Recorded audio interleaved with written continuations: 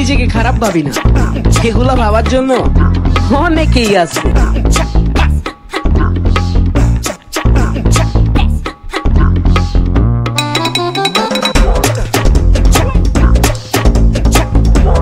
অরুণ ভাই, আপনি তো বাজারে যাচ্ছেন, আসার সময় আমার জন্য 1 বোতল আখের রস নিয়ে আসেন। জানেন ভাবি, আগ যতই শক্ত হোক না কেন মেশিনের ভিতর ঢুকলে রস ঠিকই বের হয়ে যায়। আর ভাই, মেশিনটা তো তৈরিই হয়েছে রস বের করার জন্য। ও আচ্ছা, এর জন্যই শাহাদাত ভাই আপনাকে বিয়ে করার পর থেকে শুকিয়ে যাচ্ছে।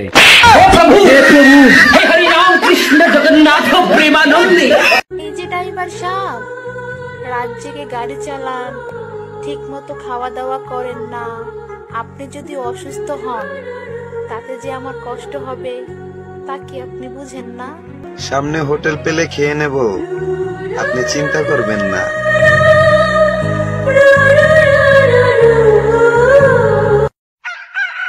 একটি জরুরি ঘোষণা। ঠান্ডার তীব্রতার কারণে সরকার ঘোষণা দিয়েছে যে গুড মর্নিং এর সময় সকাল 6টার পরিবর্তে শীত থাকাকালীন দুপুর 2টা পর্যন্ত করা হয়েছে। এর আগে গুড মর্নিং বললে নিকটস্থ থানায় যোগাযোগ করতে বলা হয়েছে।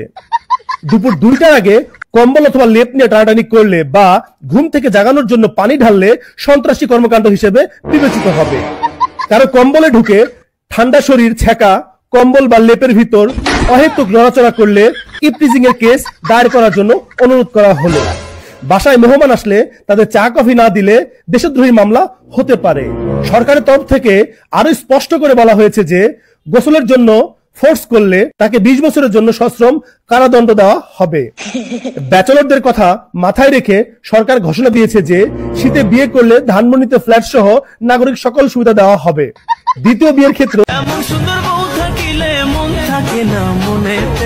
তাই নাকি? গরমের 9 মাস মনটা কি টুম্পা বাবির কাছে ছিল?